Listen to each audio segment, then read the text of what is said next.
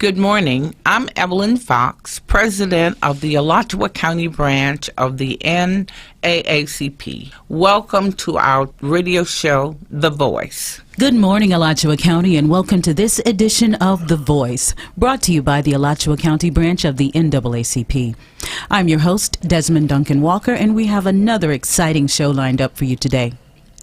Our guest this morning is Mr. Daniel Smith. Born and raised in the Motor City, Detroit, Michigan, he attended Sacred Heart Elementary School and high schools in Dearborn, Michigan, and graduated in 1971. His late father, Lawrence Smith, was a lifelong Democrat and union member. Mr. Smith attended the University of Michigan, earning a BA in economics and an MBA in finance. He began his career in international banking and worked in Miami, Florida, and Caracas, Venezuela for Bank of America. He rose quickly to the positions of vice president and representative before moving to Wall Street to work as a private investment banker. In 1993, Mr. Smith founded an industrial development company later called InPower, Inc. The company specialized in early-stage project development and consulting of natural gas-fueled power plants and water treatment plants. Mr. Smith retired from the industrial development business in 2003 and now runs several small businesses in Gainesville, Florida, where he currently resides on a 107-acre ranch with his wife, Shayna. They have 2 children, daughter Grace and son Benny. In terms of political activity, Mr. Smith campaigned for George McGovern in 1972 before he was even old enough to vote. Since then, he has been mainly a donor to the Democratic Party and several environmental organizations. It is our pleasure to welcome to The Voice this morning the founder of Moral Mondays, Florida, Mr. Dan Smith. Welcome, Mr. Smith. Thanks for joining us this morning. Glad to be here, Desmond. Well, Mr. Smith, I would love to jump right in if you don't mind this morning. For those of us who do not yet know what Moral Mondays are, or what Moral Mondays, the organization, is, please explain that to us. Moral Mondays was basically an organization founded by the NAACP in North Carolina, and its president, Reverend William Barber. I think it was the beginning of 2013 that it was founded. And it quickly grew to have a very significant impact on the politics of the state of North Carolina. And the main reason for that, I think, was Reverend Barber and the NAACP in North Carolina were able to achieve a great deal of diversity in the participation with respect to their rallies and protest movements. So the establishment of Moral Mondays, Florida, is based on what has happened in the Carolinas. Yes. Can you tell us a little bit about the difference in the demographics? Florida is different from where this whole idea originated. Can you tell us a little bit about the issues that we'll deal with specifically in Florida, if they differ in any way, or if they will be the same issues, how we will approach those issues in this state versus the way that they'll be handled there, or if there's any difference at all?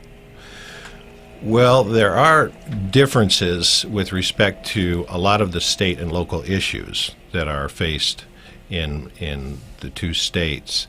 But again, there's a lot of similarities. So it's in terms of demographics, again, a lot of similarities I see. What we don't have in Florida and could really use is a Reverend William Barber, who is a very dynamic leader, and we hope to bring him down to our rallies toward the end of this year in Florida. But I think a lot of the themes are going to be the same in both states. All right. I've noticed on the website that there have been certain meetings and certain rallies that have already convened in 2014. Can you tell us a little bit about the turnout at those rallies and what happened that was exciting or encouraging, or what happened that we'd like to see change and be a little bit better? Well, we consider 2014 our beta year, where we began to understand what it would take in terms of resources, money, and time to pull these rallies together, and what level of participation we can have among the different, let's say, activist groups, from environmental groups to civil rights groups, labor groups, even political organizations. And our first foray was here in Gainesville, where we funded the rally that was held in, I think it was September 8th of last year.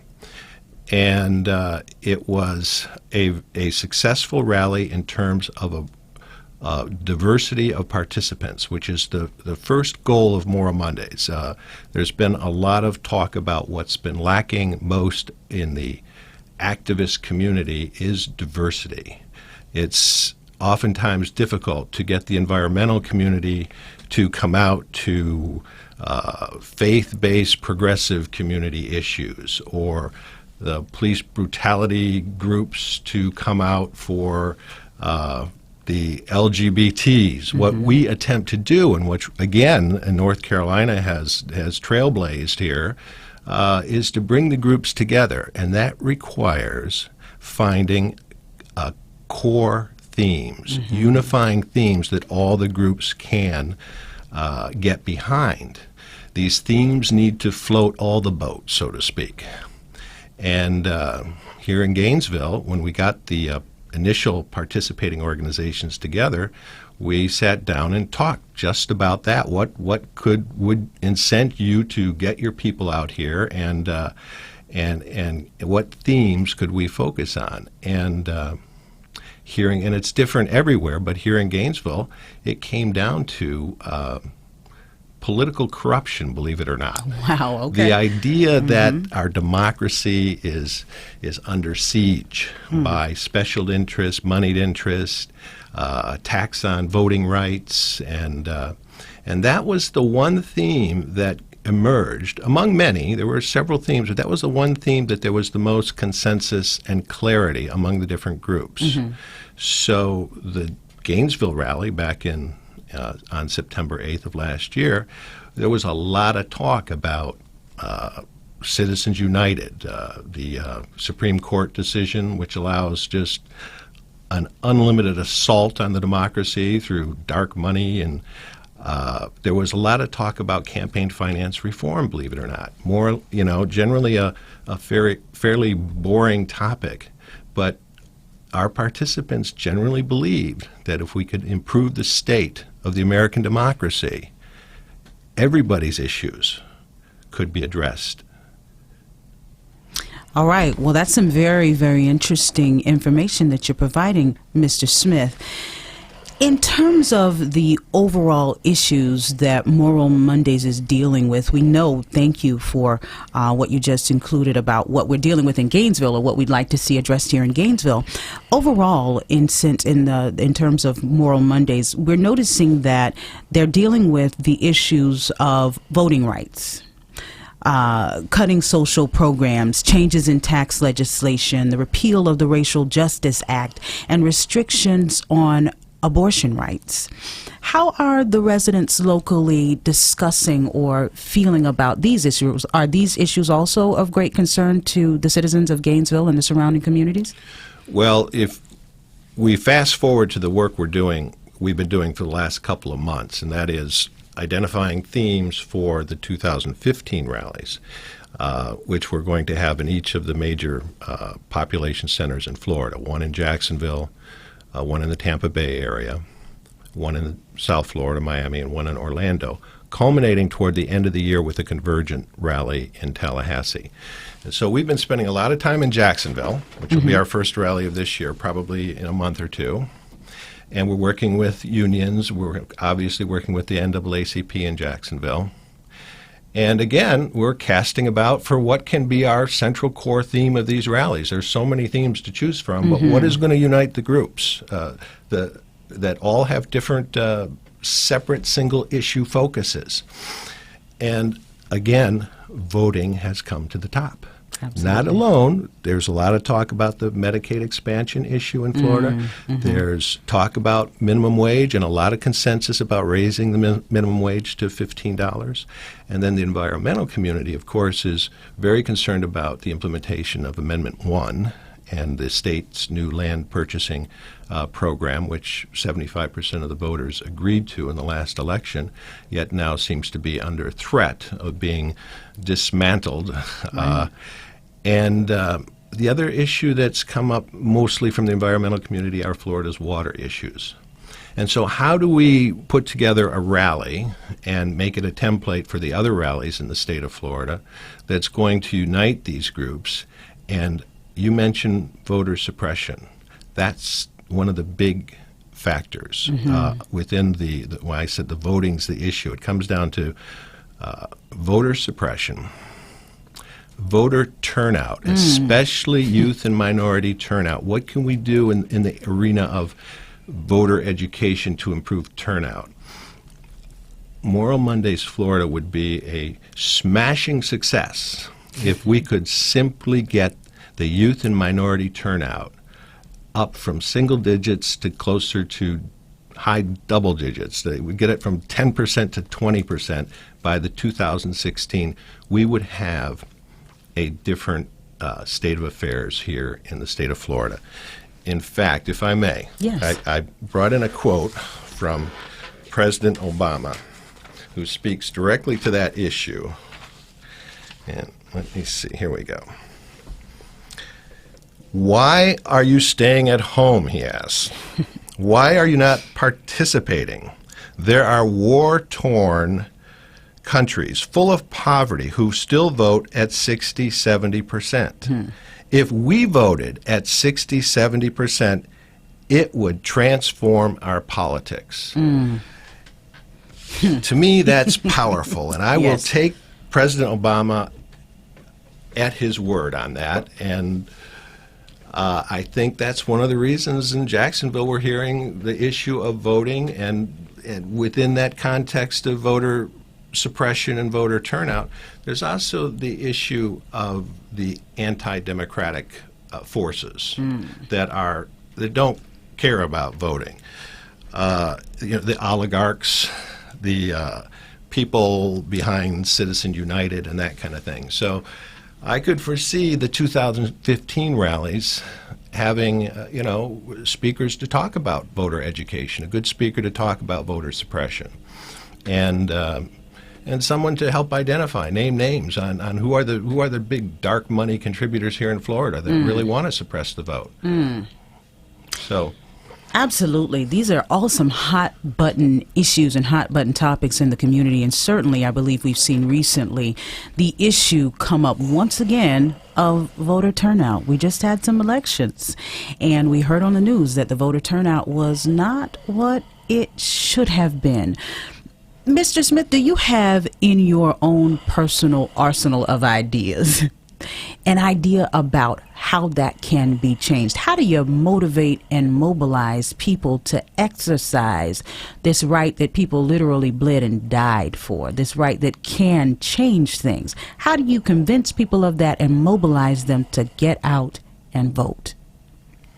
This is the million-dollar question that we are addressing. We've got some smart people right now in some organizations and individuals that are working on that. And the message, and I'm not a speaker or writer, so I'm just listening to what these people have to say. And they said it's within the context of voter education.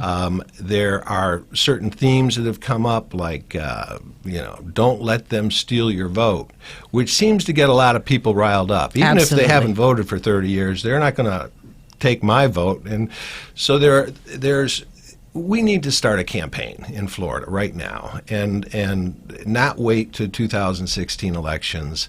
And it's got to be aimed toward the youth turnout.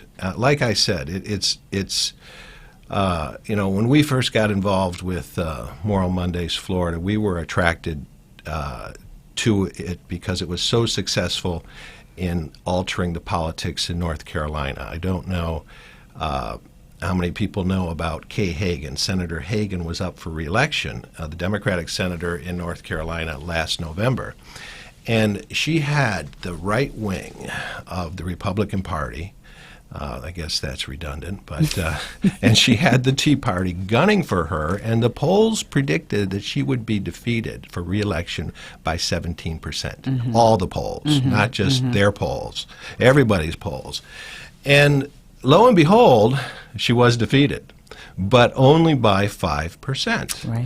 And I've read now 4 different articles, one by the editor of Nations magazine, Katrina Van Weissel. I think I might be mispronouncing her name, but she credited the NAACP's Moral Monday movement with that big swing in Kay Hagan's polling and the ballots that she got, making the point that it was the popular movement in North Carolina that raised the consciousness of so many issues, made her competitive where she shouldn't be. Now, let me say one more thing. Governor Rick Scott won by 1.1% in the state of Florida. I think that if we were having this conversation 18 months ago instead of today, we would have a different governor in Florida today. Think of the impact. Even if we're 1/3 as successful as Reverend Barber has been in North Carolina, we can still make an impact. Absolutely. Well, I love the fact that you, Mr. Smith, are an integral part of making that impact, and you've noted several things that you believe are going to be the underpinnings of a very successful Moral Mondays in Florida. We've already identified that the need to involve young people in this movement is imperative and necessary, getting them to understand the necessity of getting out and voting. Thank you very much for that. I'm holding in my hand the key features and standards of Moral Mondays Florida, and I'd like to just read a couple of these off. Or you know what? Actually, I'd like to ask you, if you would, Mr. Smith, would you read a couple of these off for the audience? Because I think a lot of these are very important for them to understand, because they make up what Moral Mondays Florida is all about. Sure. It's well, the first thing is coalitions, and that simply means that Moral Mondays Florida is not another organization unto itself. We're more of a service provider to existing organizations. And we only work with coalitions. We've got limited resources to devote to these rallies, and we want to ensure that they are not too single issue focused, that we lose 80%. We're shooting for diversity as opposed to real focused rallies. So coalitions is the main theme. Grassroots is another, very much part of what Reverend Barber started in North Carolina. It's nonpartisan. There are no traditional power structures. And again, we go back to the unique diversity of the participants. So truly a grassroots organization. The third standard or key issue, and we've kind of already touched upon this, core issues only. No single issues. While we'll have speakers speak about single issues. In fact, we had the Get Out the Vote rallies back in St. Pete in October of last year. And everybody from several different activist organizations, labor, the environmental, political organizations, the LGBT, everybody came out and they talked about how important getting out the vote was, and how the threats to democracy are hurting their specific causes, okay? So we can talk about specific issues. The speakers, of course, can talk about whatever they want, but we're always going to have them relate back to core issues that everybody can rally around. Again, we're only doing rallies. The fourth criteria is rallies only. We're not involved with elections or candidates or petitions or lobbying. We support a lot of groups that do that stuff, and it's needed activity. But what I think we've learned from North Carolina and what we're sensing is that the missing element is united action. And so while we support the organizations that are focused on legislative engagement and those kind, and support them, we are more, let's say, we like to think that we can help sharpen the spear of people that go in to talk to these legislatures, because they see they've got a movement behind them, not just a small focused group. Emergent is the fifth feature. and that is that. And again, I go back to North Carolina. We've learned everything from North Carolina, I have to say. Reverend Barber started off with 30 people. And the next rally was 60, and the next one was 120, something up to 10,000 and then beyond. So, and what got that going was people saw the momentum. And we want to do the same thing in Florida. So our rallies will emerge. They'll build and grow and merge with other Moral Mondays across the country, right up to the time when we can actually have a just democracy in this country. That's the big goal, and it's going to take a movement. Bernie Sanders has, in fact, not just Bernie Sanders. I've heard Bill Moyers and Henry Giroux, the founder of Truth Out. They're all kind of saying the same thing. The only thing that's going to make a real difference is a diverse national movement. And Bernie says, with a progressive agenda. We don't like to use the word progressive because we want to be completely nonpartisan, but you see what I'm saying. Of course, and our rallies are designed to be perfectly nonviolent. Speakers and participants are peaceful, purposeful. We like to think that we name names rather than call names.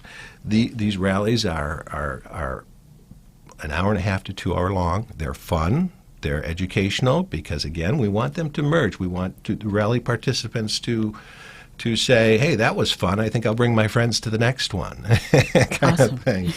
And finally, we're 100% nonprofit. We don't, none of our officers earn any kind of compensation or will ever. We are governed democratically by our participating organizations. And those are kind of the key, and it's a little bit different than what the NAACP has done in North Carolina, but we thought this was the best way to start it, and we had the flexibility to do it this way because we're not a big organization. We never aspire to be a big organization. And I never aspired to talk on the radio, for example, but, But I'll give it a try. And we thank you for giving it a try. Thank you so much. You are informing and educating so many of us right now, including myself, about this amazing movement. And I want to say that word again, movement. That word is so strong and so powerful, so poignant. It has been in days past. It's a word that has historical pertinence and power. In 2015, Mr. Smith, how do we maintain the power of that word movement? How do we build this movement in Florida?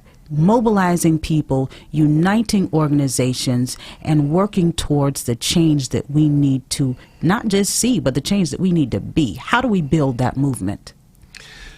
We have been researching this for a while now. I personally have been involved in this, thinking about the idea of a movement for quite some time, and it involves some tough love, if you don't mind. All right. The idea that a lot of our single-issue organizations and a lot of our very large, including the NAACP, including the Democratic Party, Sierra Club, the list is long, Planned Parenthood, put all those organizations together, and basically what you have is you've basically got a list of what doesn't work for a movement. And don't want to detract from any one of these individual organizations because these are the supporting organizations. They are the front line. They are the athletes in the field. What they need is Moral Mondays and a coalition behind them to provide the fan base, the cheering section, the power of when they go out to do their activities.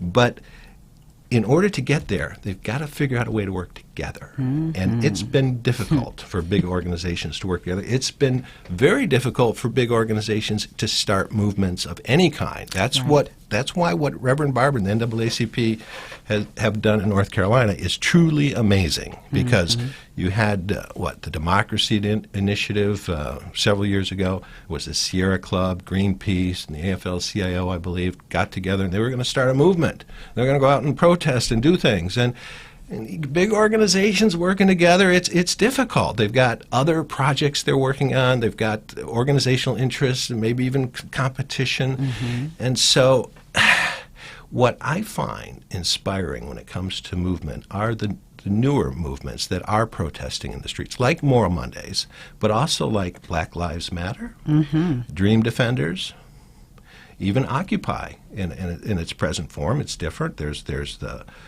Fight for 15 movement. You know, these are true movements. Now they're not coalition movements, but can they become? And more importantly, people will realize we're all in this together. Unless we become coalition movements, we're not going to get the results. None of these, and we've had various discussions with the Dream Defenders and support their cause very much, but we're not organizing their rallies because that won't bring in the other 80% of people that we need to show up to have a true movement. Right. Right. So this is a collaborative effort. This is about bringing all parties to a single table. It sounds like Moral Mondays is desiring to be that vehicle that brings everybody together at that single table so that we can all accomplish our common goal. Exactly, exactly. And that's all we want to do. And we're not asking for resources or money or anything from these organizations. We're asking them to set aside an hour and a half every few months and come out to a very fun rally and get their membership to come out. We're going to be very careful about letting these important organizations, again, the athletes, the superstars on the field that are out fighting with the politicians and getting people elected that need to get elected. You know, we want them to continue to do everything that they're doing, but please spend 2% of your time and energy working with the bigger group. I want to capitalize on something that you just said, Mr. Smith. You said that Moral Mondays is not asking for any money.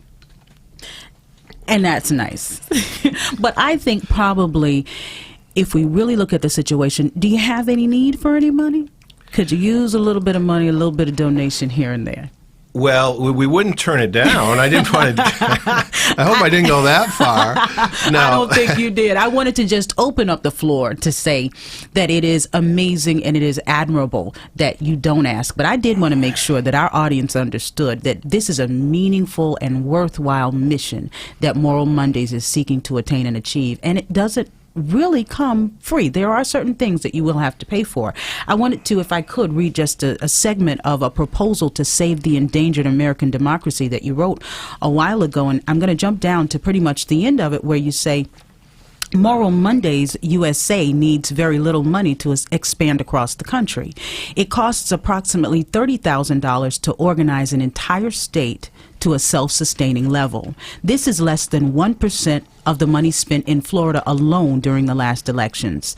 Over $1 million, enough for Moral Mondays USA to organize most of the country, was spent on a single transit referendum in Pinellas County, Florida. Which had no chance of passing at all, went down by 30%. I didn't add that in there because that was published in the Gainesville Sun. Okay. Yeah, to me, that's what we did last year. We figured out how much it costs to put on a good rally, and it doesn't cost that much because we're mainly a volunteer organization. It does cost some money. To me, I don't bring it up when dealing with big organizations because what we're really asking them to do is to provide some institutional guidance and helping us select these core themes, maybe even provide speakers. You know, we've invited Reverend Barber to come in on various occasions. We hope to get him down here by the end of the year. But there's some transportation expenses and things like that involved. But if you think about the amount of money it would take to do a coalition movement, much as has been accomplished in North Carolina, it's minuscule compared to the budgets of any one of the organizations I talked about before. So we're talking about, you know, I said 2% of the time. If these organizations devoted 1 or 2% of their budgets to coalition movements that are rallying in the streets, that would be, we could organize the entire country into a movement, much like the movement that got President Obama elected in 2008. Wonderful. That does it for this edition of The Voice. Join us next week, same time, same place. Until then, I'm your host, Desmond Duncan Walker, saying, may you continue to prosper in your mind, your body, and your soul. I'm Evelyn Fox, president of the Alachua County Branch NAACP. Thank you so much